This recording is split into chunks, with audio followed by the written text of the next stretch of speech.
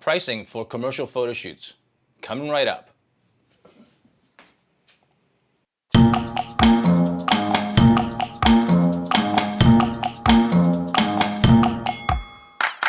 What's up, guys? Welcome back to my channel. If you haven't been here before, I am Michael. I am a commercial photographer for the past 20 plus years. And one of the most frequent questions that I get in the brief history of this YouTube channel is about pricing for commercial photo shoots. And I understand that it's kind of a tricky subject to deal with, mainly because it is a dark art. And I say dark art because it is often confusing and there are really no standards out there for pricing. Pricing's all over the place.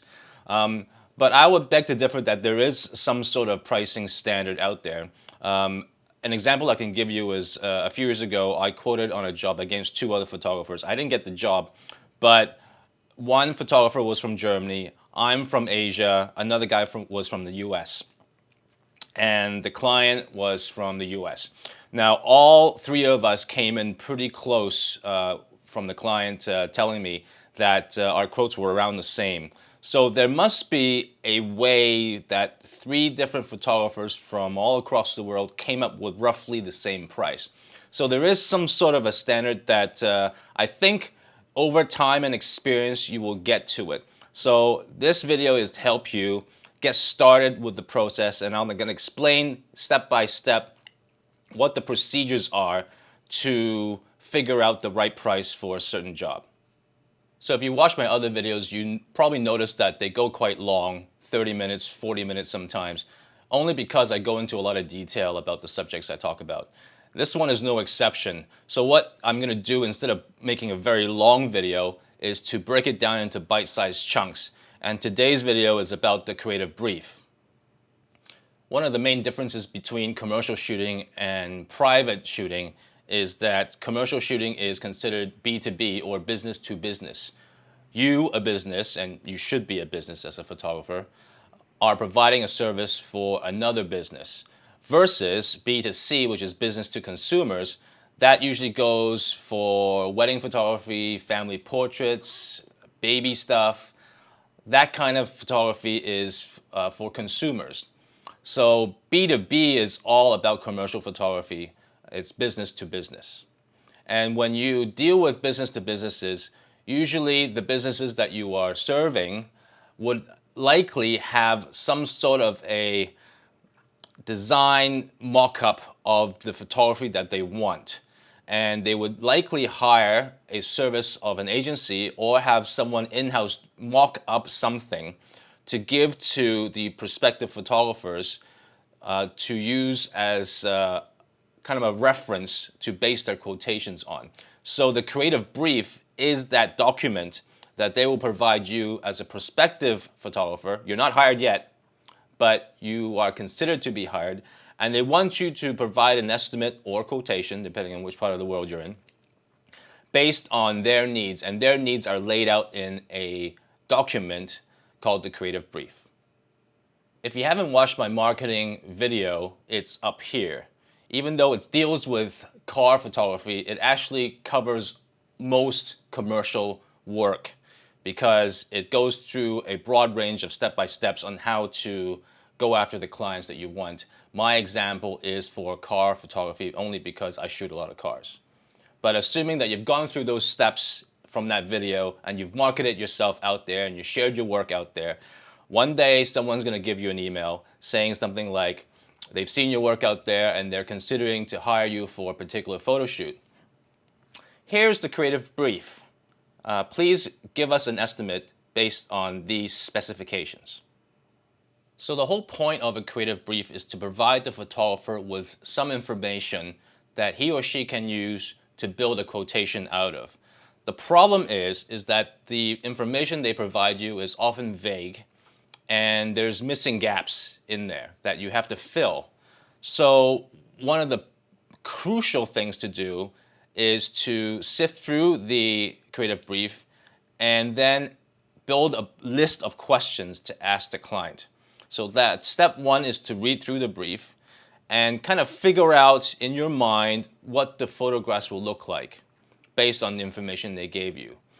And then you will probably have questions. You write a whole list of questions down, and you will schedule either a phone call or another email back to the client asking them, hey, what did you mean by this? Or did you have any specific requirements for this thing that you mentioned in the brief?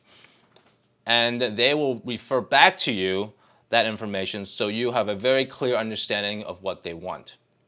So my little method of dealing with this is to actually take in the creative brief, look through it, and then do a dry run in my head mentally of how that shoot's going to go in as much detail as possible. So from the very beginning of the shoot until the end of the shoot, every step of the way, every little detail, I run through it in my head. And it doesn't take that much time if it's done in your head. But that gives me a very good indication of what details are provided in the brief for me and what details are missing in the brief. And those details that are missing in the brief, I can ask questions about. And the way I start this process is to start broad and then narrow in. So when I first look at the brief, I would probably want to know, well, what are we shooting? How many images do you need? What's the usage? Where are we shooting? What dates are we shooting? All these broad, major key points I want to get out of the way and make sure that that information is there. It should be usually there. I also like to know what kind of style and mood the client is going after. And then I'll get into the detail. It's usually in the details that when I find those missing gaps, in small little areas, and that's where the questions would come from. So what better way to do this than to provide you a real brief from a real job that from a few years ago, and then we can go through everything together on the computer. So let's do that. Okay, so I'm going to show you two different creative briefs from two separate jobs from different clients, just for the sake of variety. The first one here is for Peugeot, and it's for an SUV that they make called the 3008. The reason why I'm showing you these two in particular is because these are two jobs that never went through, didn't get the job. For Peugeot's case, they just decided not to do it. They have their reasons. Sometimes that's the only reason you're going to get. That brings up another point, actually. During this stage of the estimation and speaking to the clients, I never really get too excited about getting the job.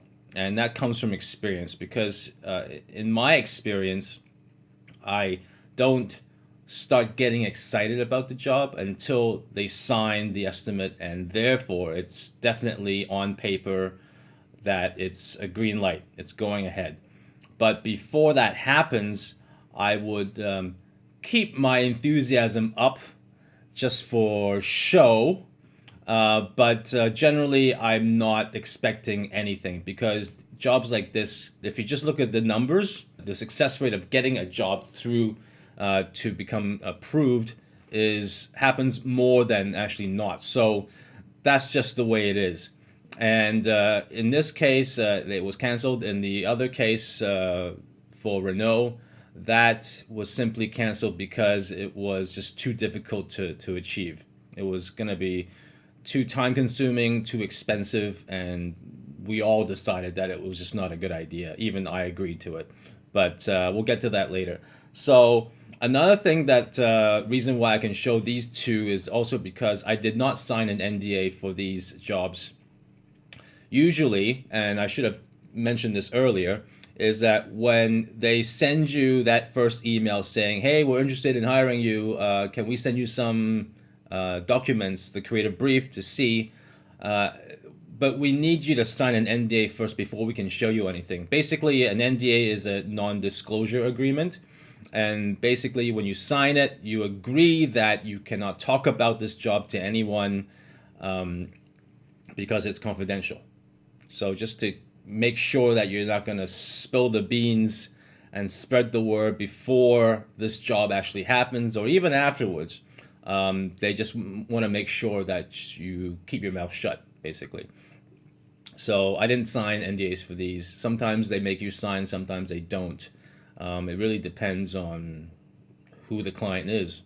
But usually for the big jobs and really high profile, a lot on the line, a lot at stake, they will make you sign an NDA before they will tell you anything about it. I've received emails that they won't even tell you the brand before you sign. So that's how tight they are sometimes. And but in these two cases, they didn't. So I should be able to share this information with you. Now, so let's run through this whole thing again. What I just talked about earlier about going through the shot in your head while you're looking through the creative brief. Okay, so this is the creative brief. This is page 1. It's a PDF that they share with me. And this is the name of the car. And this is the car. Now, they usually kind of introduce the vehicle to you in some way by putting some marketing jargon on the side just to describe the car and describe the brand. Some of the background here is that the car is it sells very well. It's a very popular model, and they wanted to develop a photo shoot for this car in the UAE and Gulf region, which is the United Arab Emirates and the Persian Gulf. These images were probably taken from previous shots that they've done from headquarters in France in this case, or anywhere. But it's usually headquarters, like official Peugeot imagery. Okay, so here's a creative platform. This is what they want from me as a photographer, okay? More marketing speak. We can skip that.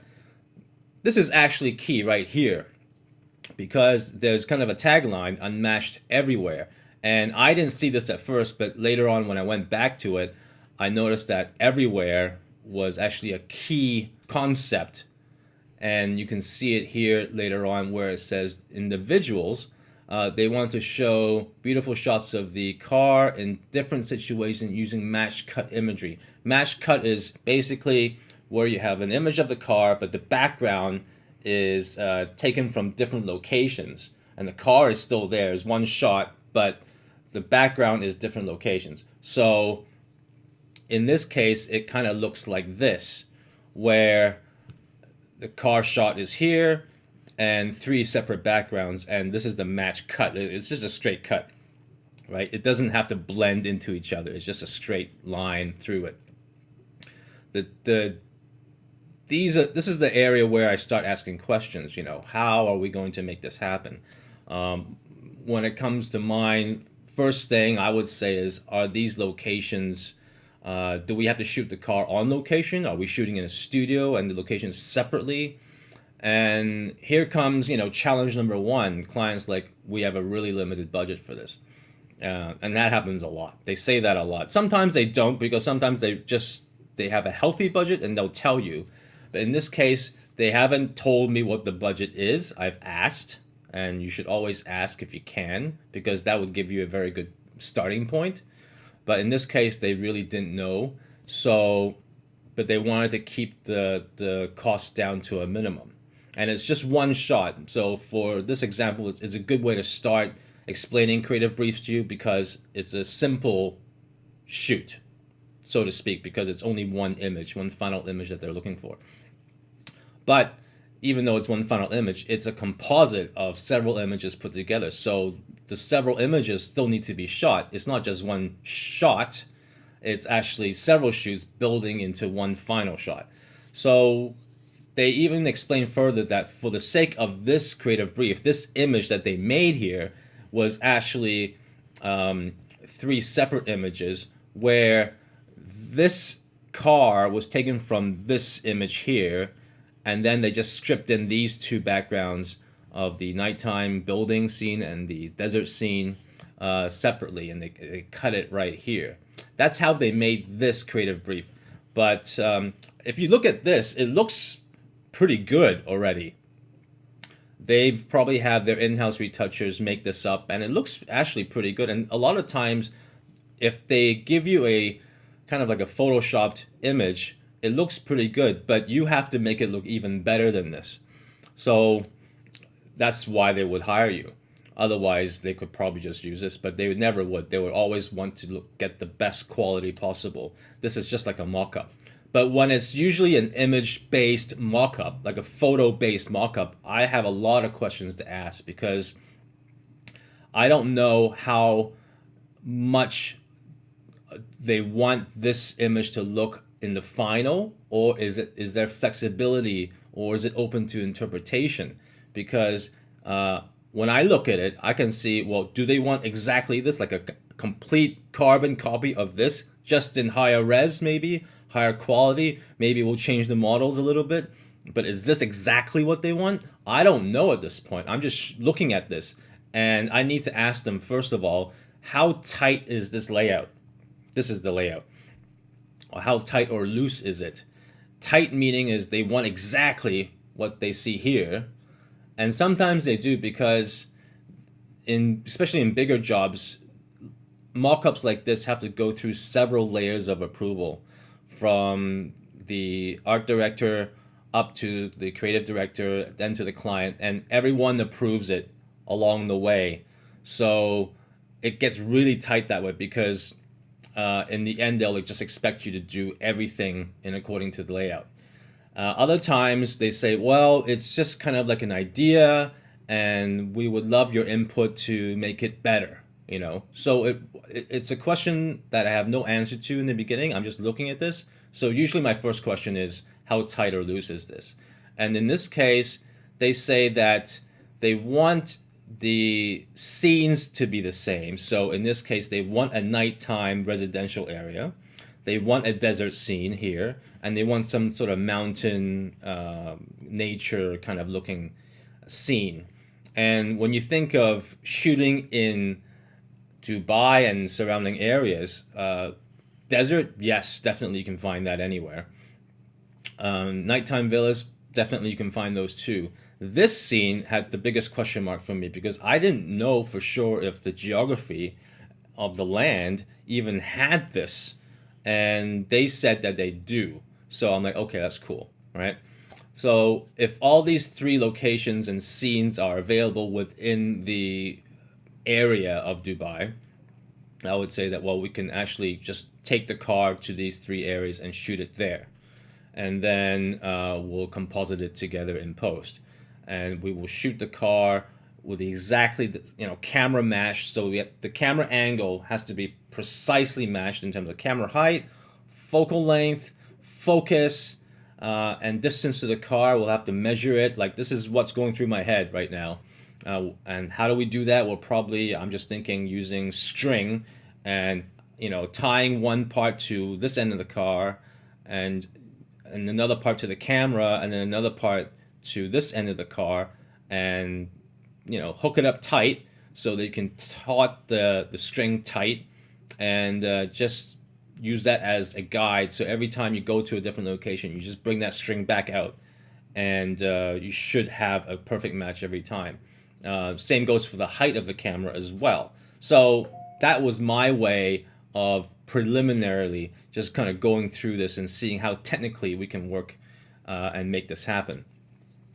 Locations sometimes cost money. If you look at my location video that I just did previously to this one, you'll see that sometimes you have to pay for locations. In this particular case, the only location that I had to worry about that possibility could charge me is for the residential area at night, because this could be a home, and they would most likely want some money to rent out their place for us to take photos there.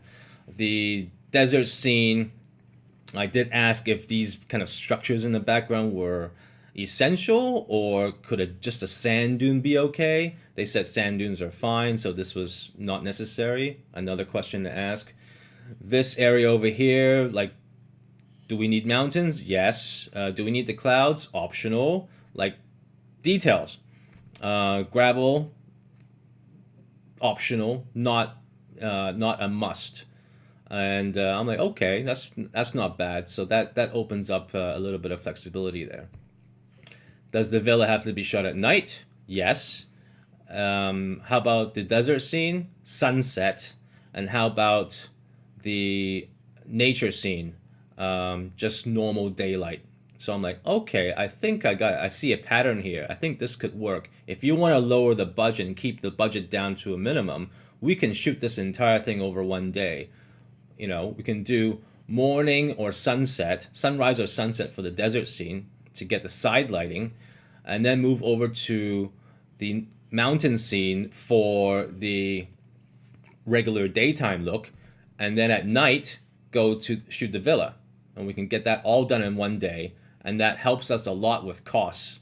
So the next question would be, do we have enough time to travel from the desert to the mountain back to the villa in one day in terms of travel time? Or are these locations separated so far apart that it takes half a day to get in between them? Technically, actually, they say it's all within reasonable driving distance, and we shouldn't be having any problems with the transportation in between them. So that's good. Other question is about the talent, the models. Now, this is a section where it could drive up the cost significantly, especially if you're dealing with a low budget job. And that's because models, A, cost money. And along with models, you have to hire makeup stylists, hair stylists, and wardrobe stylists. So it's not just the cost of a model, it's the cost of all the support that comes with it. And whenever you're shooting models, yeah, you need hair and makeup, you need wardrobe. So that could add up everything because the models themselves have a fee, hair and makeup have a fee, and wardrobe stylists have a fee. And on top of that fee, you also have to pay for the actual clothes themselves. And you don't just buy one outfit, you buy options. And usually it's like up to 3 different options on what they wear. So that was the major factors that I needed to fulfill the actual shooting part in my head. Now I had to kind of transfer all that data into a quotation that I can supply to them. In terms of resolution for the camera, you also need to know sometimes. You don't always have to shoot with ultra high res camera. You just shoot to whatever they need it for. In this case, it was, I think, just for digital.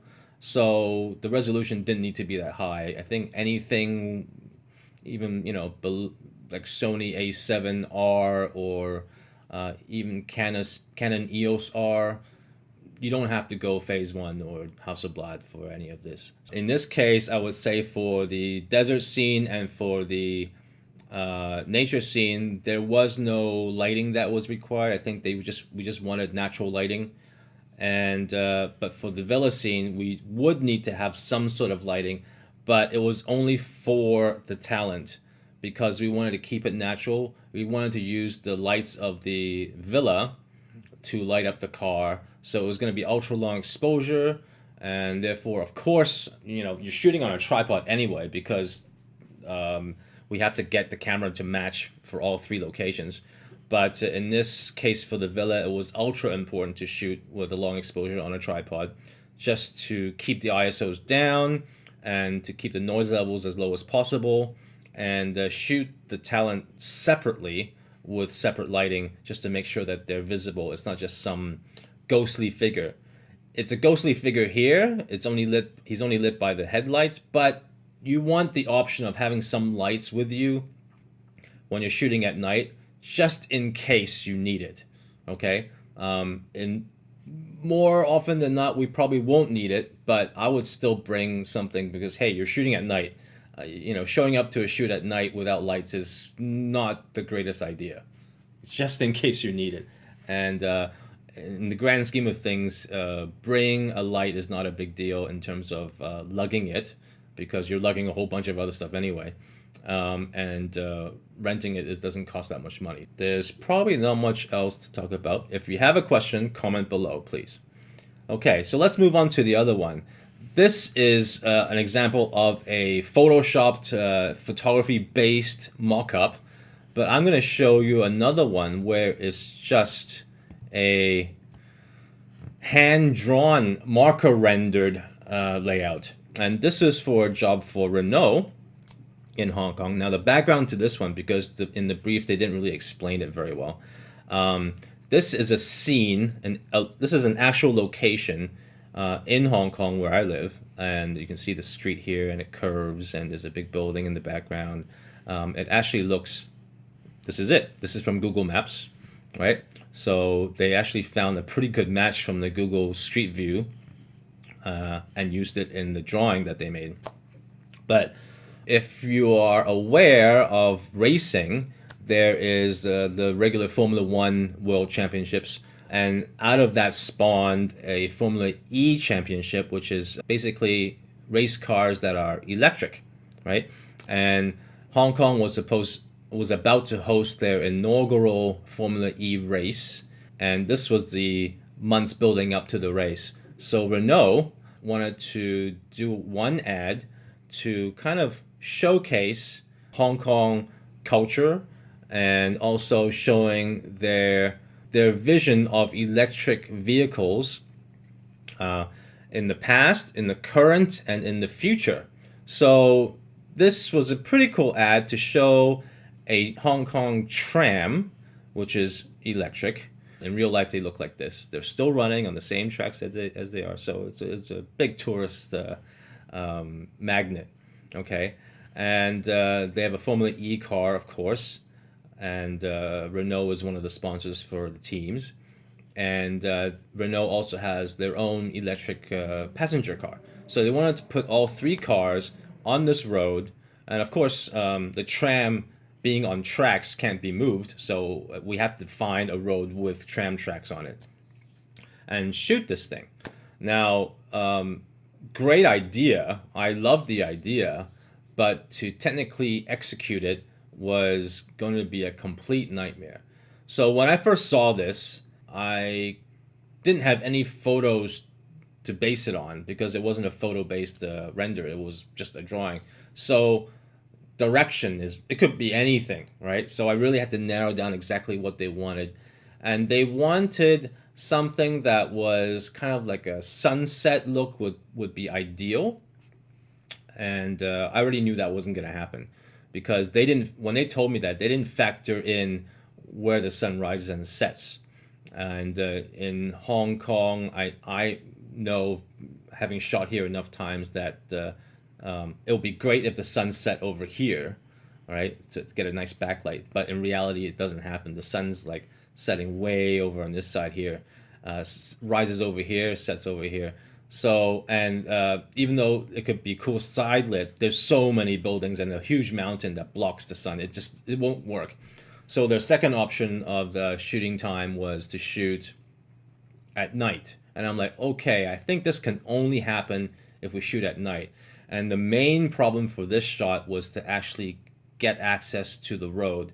If you look at this area right here, you may not notice, but this is a central road in an area called Central in Hong Kong.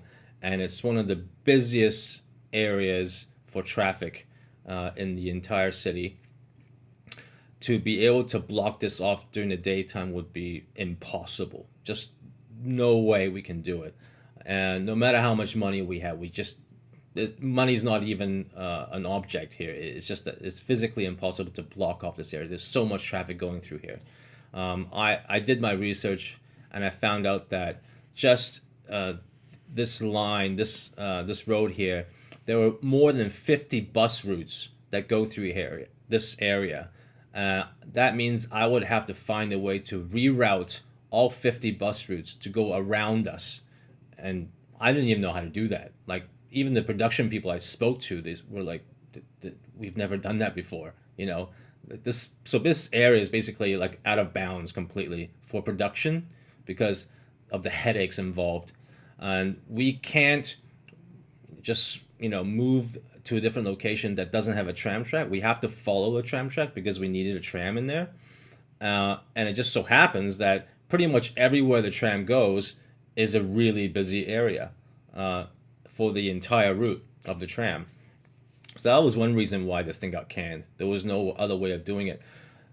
One small option I suggested is, well, we can shoot the tram separately in like the depot where they store them overnight, and we can comp it in later on. But I wasn't too hyped up about this idea because it was going to be just too much work to composite it in later on, and for something so big as a tram, it'll be very difficult to make it look good for the compositing part. And the lighting part, I wasn't even sure of either because we could shoot the tram static. Like if the tram was here when we shot, we could just use the ambient light to light it up. I wouldn't want to artificially light this tram because it would require a lot of lighting. I didn't think we had the room for it to maneuver around, and I would just think the ambient light around there should be sufficient to make it look more natural anyway. And it should be bright enough even at night because there's a lot of street lights and the buildings have lights. So I thought that would be the best bet. It looks good in the layout, but in reality, I would put this car in the foreground and put the Formula E car where this car is, because this car, is being the smaller car, should be in the front. The Formula E car in the front would just look too big. The tram should definitely be in the back because it's the largest object. But these two cars should switch positions. I would say the smaller one should be in the front because it's going to be bigger, closer to the camera.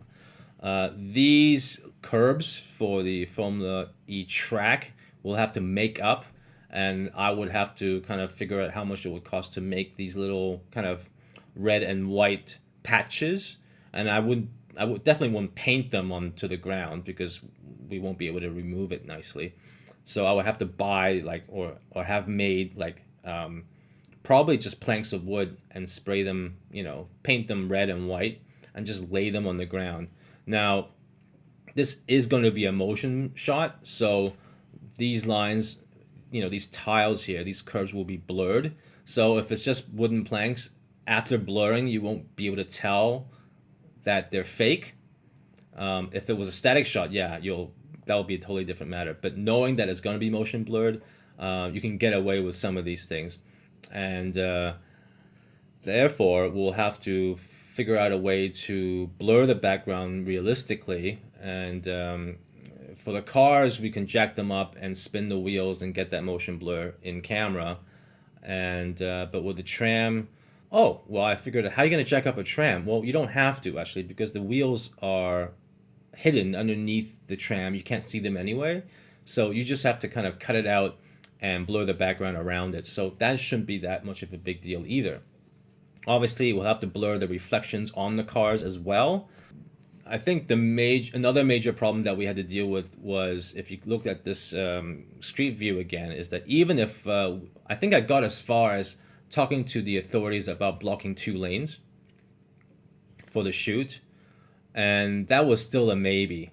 But then I realized after that the camera has to be placed in a lane that was the opposite, which is like way down here, up down here, and that we can't block because if we block that as well, we will be blocking all the lanes. So that wasn't going to work. I think that was the part that killed the entire shoot because we can't put the camera down to get this perspective. So we can probably get these 2 lanes blocked, but the camera position where that camera was going to be, we couldn't block that part off. And it was at that point that I realized that this can't work. Again, these are all the details I just wanted to show you of what has to go through my head before I even enter anything on paper in terms of numbers and stuff like that. So once you have all the questions that you need to ask, then comes the next step, which is to deliver those questions to your client. Now, the thing is, you can either have an email conversation or you can set up something called a creative call. It's really up to the client on which they prefer to do to communicate with you. Of the two, I would say emailing gives you more flexibility because you can ask questions in stages. So, for example, if you fired them an email with your list of questions and you missed a question, you forgot to add a question, you can probably follow up with another email saying, oh, and here are a few more questions for you. But it takes more time to send an email, wait for a reply. So sometimes the clients prefer just a creative call, one phone call to clear everything up.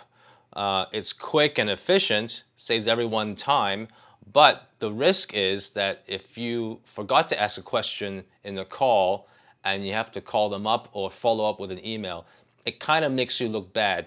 And the more times you follow up with them with extra questions, the less confidence that they have in your ability to put this shoot together.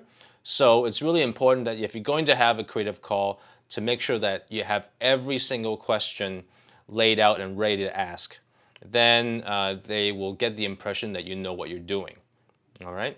So that's it. The next video I'm going to make is to actually how to put all of that into paper and attach numbers to it, which is probably the most crucial part, and to making a well-documented quotation estimate with all your I's dotted and T's crossed. Okay, so I hope you enjoyed this video, and I'll see you in the next one.